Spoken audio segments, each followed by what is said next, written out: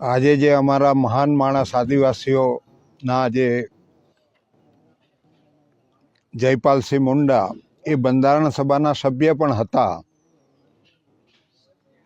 અને અમારા માટે સમગ્ર આદિવાસી ભારતના સમગ્ર આદિવાસીઓ માટે જે 5 શિડ્યુલ 6 શિડ્યુલ જેમને આ સંવિધાનની અંદર જેમને પ્રાવધાન કરાયું છે એવા જયપાલસિંહ મુંડાને આજે 54મી પુણ્યતિથિ હતી ને એ દિવસે અમારું એક સંગઠન જે ભારતમાં ભારત આદિવાસી સેના નામનું જે સંગઠન અમે આજે બનાવ્યું છે એની સ્થાપના કરી છે. સ્થાપના એટલા માટે કરવી પડે છે કે વિદેશી તાકાતો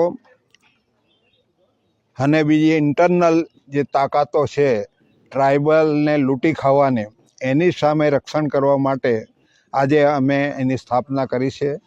અમે કોઈ પણ મોરચે એ લોકોની સામે લડી લેવા તૈયાર છે.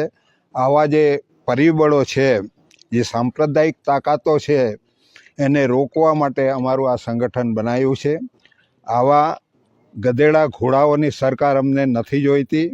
એની સામે લડત આપવા માટે અમે આ સંગઠન બનાવ્યું છે ને એ સંગઠન થોડા દિવસોની અંદર આખા દેશની અંદર અમે બનાવીને એનું જાહેરાત કરીશું. આજે અમે અહીંથી જાહેરાત કરી દીધી છે. એ ધીમે ધીમે આખા વિસ્તારોની અંદર ફેલાવશું ન અમારો આજથી ધર્મ સંવિધાન અમારો ધર્મ છે, પ્રકૃતિ અમારું જીવન છે એ નારા હેઠળ અમે આ લડત ચલાવવાના છે. જેને જે સમજવું હોય તે સમજે.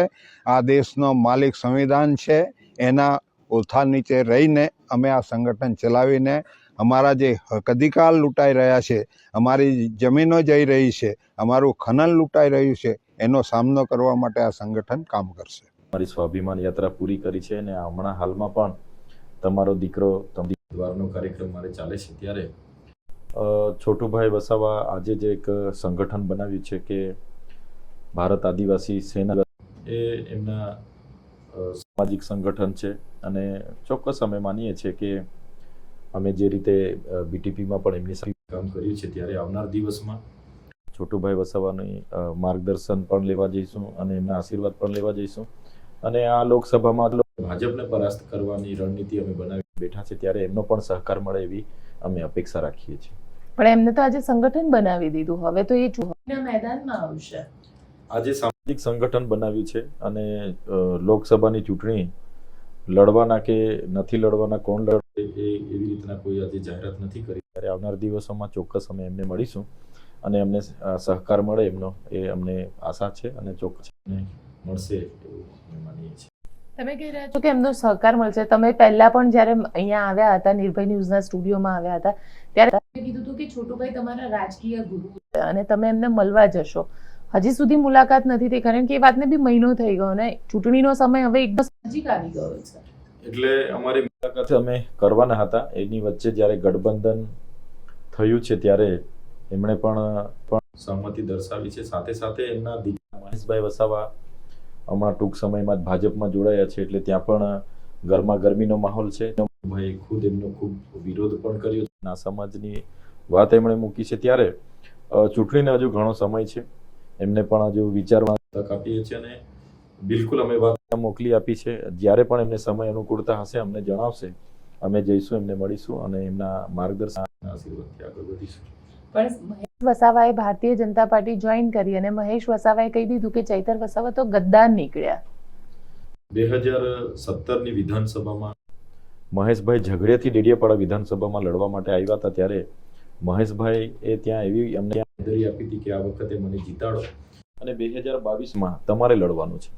અને દરેક મિટિંગોમાં આખા બીટીપીના અને ત્યાંના તમામ લોકોને ખબર છે, દરેક જાહેર મિટિંગોમાં એમણે કીધું 2022ના ડેડિયાપાડાના ઉમેદવાર હશે.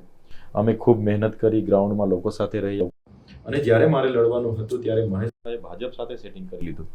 પડદા પાછળ ભાજપ સાથે રહીને હું ડેડિયાપાડા સીટ જીતતો હોવા છતાં મને મેન્ડેટ નહીં આપ્યું, મને નબળા ઉમેદવારને મેન્ડેટ આપી.